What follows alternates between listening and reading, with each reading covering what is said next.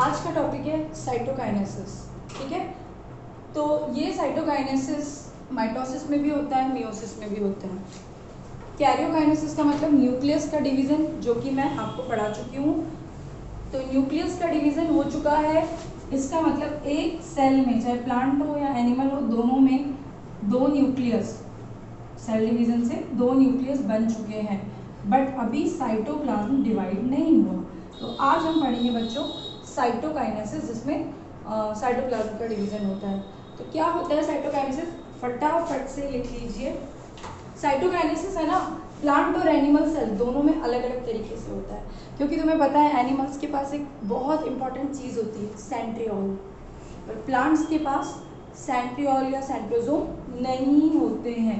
तो साइटोकाइनेसिस का मतलब क्या होता है, डिवीजन ऑफ न्यूक्लियस। फटाफट से शॉर्ट में लिख लो, डिवीजन ऑफ न्यूक्लियस। और इसके दो मेथड होते हैं, प्लांट सेल में अलग, एनिमल सेल में अलग।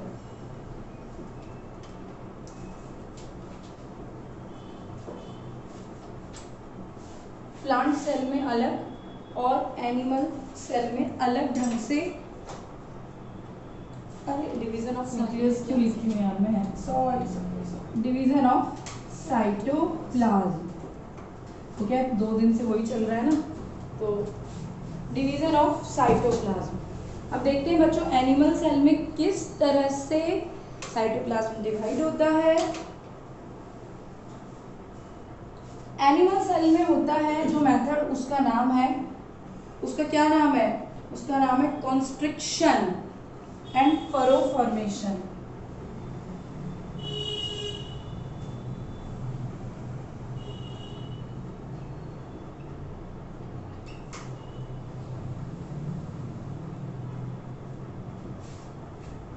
Constriction and furrow formation.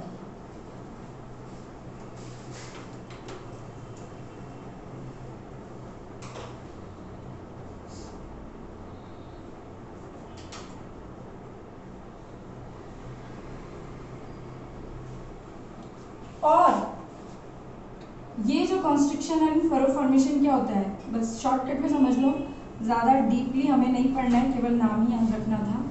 ये इस तरह से जो सेल है उसमें अंदर की तरफ कॉन्स्ट्रिक्शन स्टार्ट होता है, और धीरे धीरे ये कॉन्स्ट्रिक्शन बढ़ता जाता है, बढ़ता जाता है, बढ़ता जाता है, और जब ये कॉन्स्ट्रिक्शन पूरा कंप्लीट हो जाता है तो इस तरह से एक सेल अब 2 सेल में डिवाइड हो जाती है।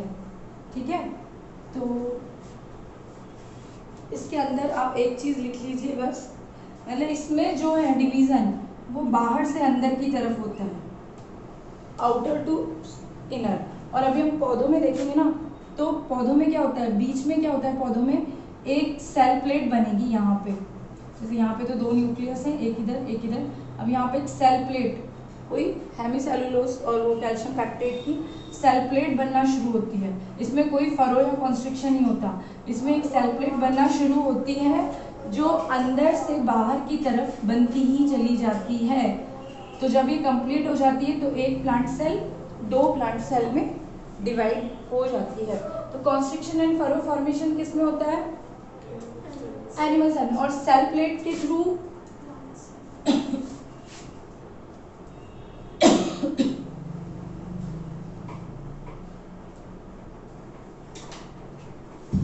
Constriction and furrow formation,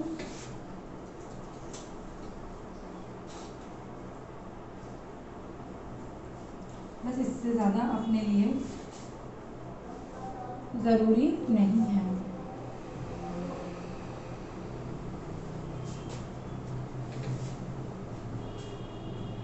cell plate लिख देना, सेल प्लेट। तो इस ऑर्डर को हम क्या बोलते हैं, सेंट्रीपिटल। ये वाला जो एनिमल सेल में जो साइटोकाइनेसिस हो रहा है, ये सेंट्रीपिटल हो रहा है।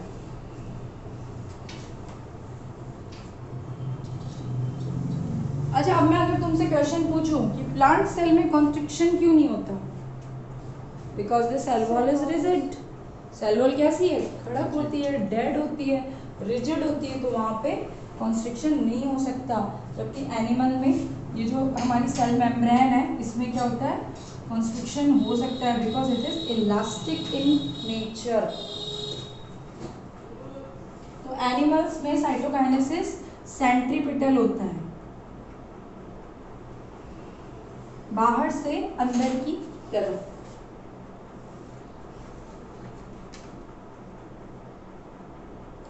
अगर आपके क्वेश्चन आ जाता है सेल प्लेट कैसे बनती है, सेल प्लेट कैसे बनती है, तो इसमें ध्यान रखना कि प्लांट्स के अंदर गोल्जी वेसिकल्स जो थे वो आपस में फ्यूज हो जाते हैं। मैंने तुम्हें पढ़ाया था ना, गोल्जी बॉडी में 3 चीज़ें होती है, वेसिकल्स, सिस्टर्नी, ट्यूबुल्स। तो जो वेसिकल्स है छोटे छोटे वो फ्यूज होके यहाँ पे जमा होने लग जाते हैं, तो गोल्जी वेसिकल्स बनाते हैं सेल प्लेट। और क्या सीक्रेट करते हैं वो, कैल्शियम और मैग्नीशियम पैक्टेट। बाद में हम सेल प्लेट को क्या बोल देते हैं बच्चों, मिडिल लैमेला। फिर तुम्हें याद है ना वही मिडिल लैमेला, अपने इस तरफ primary cell wall, secondary cell wall, और इधर भी नीचे की तरफ primary cell wall, secondary cell wall. तो सेल प्लेट किससे बनती है, इसमें आप लिखो वेसिकल्स, नहीं गोल्जी वेसिकल्स फ्यूज, और इनमें क्या भरा रहता है, कैल्शियम एंड मैग्नीशियम पैक्टेट।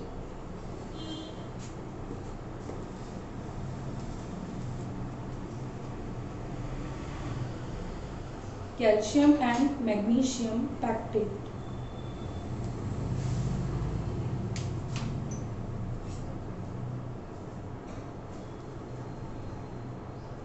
और सेल प्लेट का जो फॉर्मेशन है, हमने अगर इसको सेंट्रीपिटल बोला तो इसको हम कौन सा बोलेंगे, सेंट्रीफ्यूगल, क्योंकि ये तो बाहर से अंदर की तरफ है, आउटर टू इनर, और ये अंदर से बाहर की तरफ जा रही है। सेल प्लेट पहले सेंटर में बनी थी, फिर धीरे धीरे बाहर की तरफ बनी, तो इसको हम बोलते हैं सेंट्रीफ्यूगल। इससे ज्यादा तुमसे कोई ना पूछे जेट में। पिटल, पिटल। अब ये आप लिख लो जो भी आपको लिखना है, फिर मैं आपको बताऊंगी माइटोसिस का फायदा क्या है, क्यों एनिमल्स में या प्लांट्स में माइटोसिस जरूरी है।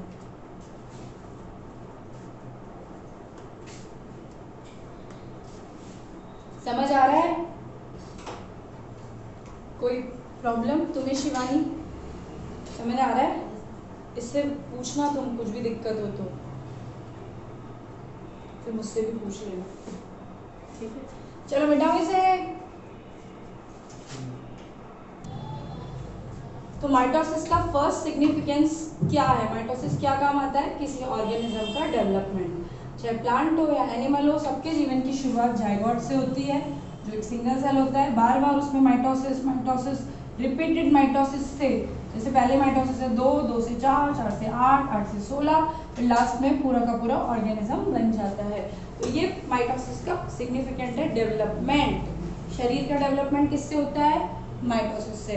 अगर हमारे कहीं चोट लग जाती है तो जो हमारे डैमेज जो टिश्यूज हैं, जो सेल्स हैं, तो वो वापस से माइटोसिस शुरू कर देती हैं। जैसे ही चोट लगी, आपने पट्टी वट्टी बांधी, कुछ दिन में घाव भर जाता है, तो वो भी माइटोसिस की वजह से होता है, क्योंकि जो डैमेज सेल्स हैं वो माइटोसिस कर करके वापस से हमारे जो मरे हुए जो डैमेज टिश्यूज़ हैं वो वापस से नए बन जाते हैं। अभी अपने गर्मियों में सर्दियों में हाथ फटते रहते हैं, तो पुरानी स्किन उतरती जाती है, नई स्किन बनती है अपनी, है ना? तो वो नई स्किन कहाँ से आई, सब माइटोसिस से आ रही है। तो लिखो अगला इसमें सेल रिपेयर। अगला significance cell repair. Upper layer of epidermis, हमारी सेल की अपर लेयर क्या होती है, एपिडर्मिस होती है ना? और इसी तरह हमारे इंटेस्टाइन में भी क्या होता है, अंदर की तरफ जो दीवारें होती है, तो उसमें अगर जो टिश्यूज डैमेज होते जाते हैं तो नई वापस से उन पुरानी सेल्स की जगह लेते रहते हैं। ब्लड सेल्स, तुमको पता है आरबीसी का लाइफ स्पैन कितना होता है, 120 दिन। हमारे आरबीसी का जीवन चक्र कितना होता है? 120 दिन का होता है। तो जब पुरानी, ऐसा तो नहीं ना सारा खून खत्म हो जाएगा, आरबीसी निमट गई तो क्या बचा शरीर में, पर नई आरबीसी कंटिन्यू बनती जा रही है, बनती जा रही है, बनती जा रही है ना। तो ये रिपेयरिंग ऑफ सेल का काम करता है। ब्लड सेल, इंटेस्टाइन की जो अंदर की जो लाइनिंग है, गट लाइनिंग की सेल्स, वो सब कंटिन्यूसली रिपीट हो रही है, रिप्लेस हो रही है। आपको पता है पौधों में मेरिस्टेमेटिक रीजन कहाँ होते हैं? शूट पे और रूट पे। जैसे पौधे की जो लेंथ बढ़ रही है, शूट एपिकल मेरिस्टेम, ये जैसे पौधा है, ये इसकी जड़ है, तो ये अब शूट एपिकल, यहाँ पे आपको पता है 3 तरह के मेरिस्टेम होते हैं, ठीक है। यहाँ पे तो होता है एपिकल मेरिस्टेम टिप पे, यहाँ साइड्स में होता है कौन सा? इंटरकैलरी मेरिस्टेम, मतलब यहाँ पे इंटरनोड्स के बीच में इंटरकैलरी, और लेटरल मेरिस्टेम यहाँ प्रेजेंट होता है। तो एपिकल और इंटरकैलरी मेरिस्टेम तो पौधे की हाइट बढ़ाते हैं, और जो लेटरल मेरिस्टेम है वो पौधे की गर्थ बढ़ाते हैं। स्टार्टिंग में पौधा आपका लंबा जाता है, नीचे से जड़ें भी लंबी होती है, बाद में जब पौधा एक हाइट ले लेता है तो अब धीरे धीरे उसका तना, उसकी गर्थ बढ़नी शुरू होती है। तो हाइट और गर्थ ये सब बढ़ रही है क्योंकि यहाँ पे मेरिस्टेमेटिक रीजन है। तो जहाँ पे भी मेरिस्टेमेटिक रीजन होंगे वहाँ पे सेल डिवीजन बहुत फास्ट होगा, नई नई सेल्स बनती हैं, ठीक है ना। तो सेल रिपेयर, और उसके बाद अगला पॉइंट लिखेंगे हम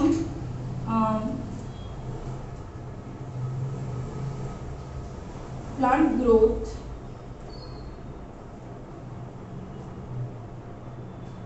एट मेरिस्टेमेटिक रीजन।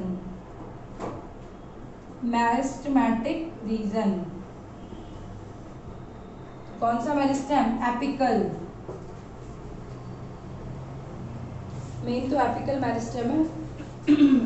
और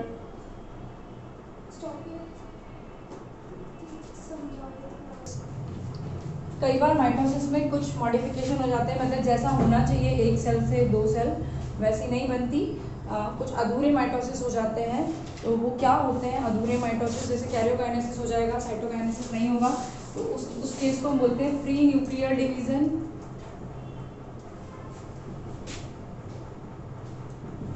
प्री न्यूक्लियर डिवीजन, तो इसमें क्या होता है? कैरियोकाइनेसिस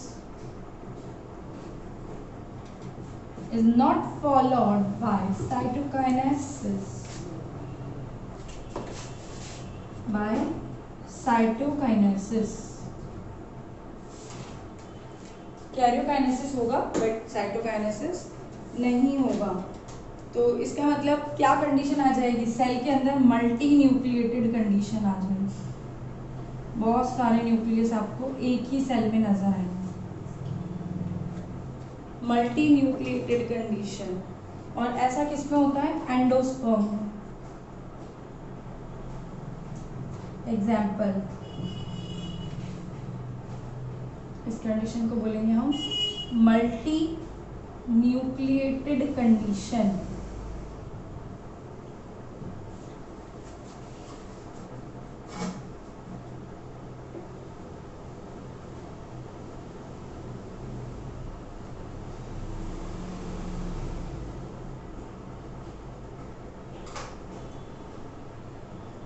अगला लिखो, दूसरा क्या माइटोसिस में एक्सेप्शन है? ये तो first exception pre nuclear division, दूसरा एक्सेप्शन है एंडोमाइटोसिस। अब ये क्या वाला है? एंडोमाइटोसिस।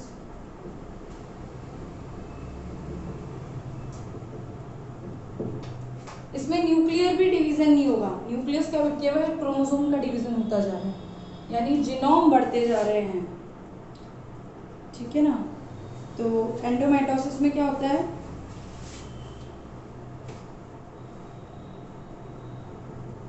डुप्लीकेशन ऑफ क्रोमोसोम्स, ये तो होगा, राइट मार लो, ये तो होगा, बट क्या नहीं होगा? न न्यूक्लियस डिवाइड होगा, न साइटोप्लाज्म डिवाइड होगा।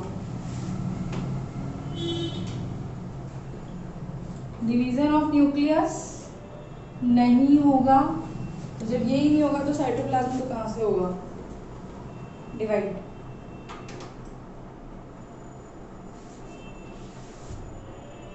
तो इस केस में एक ही सेल में आपको बहुत सारे जीनोम दिखेंगे, बहुत सारे क्या दिखेंगे, जीनोम दिखेंगे।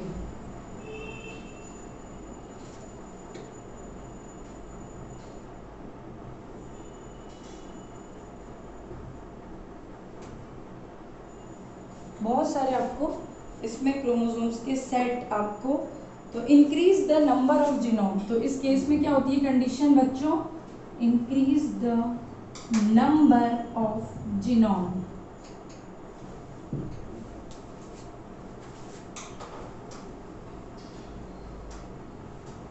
और इससे पौधों में क्या डेवलप हो जाती है, पॉलीप्लॉइडी। कई बार ये हमारे लिए अच्छी होती है तो हम इंड्यूस करवाते हैं प्लांट्स में। तो एक नोट बना के लिख लेना या स्टार पॉइंट लिख लेना, पौधों में पॉलीप्लॉइडी कौन इंड्यूस कराता है, कॉल्चिसिन।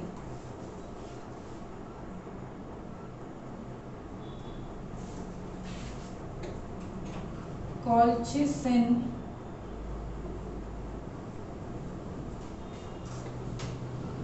इसको याद कर लेना, induces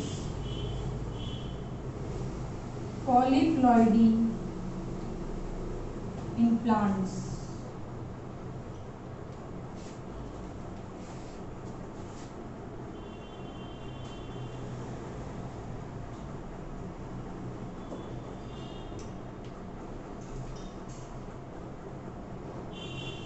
क्या करता है कॉल्चिसिन ऐसा जिससे ऐसी कंडीशन आ जाती है।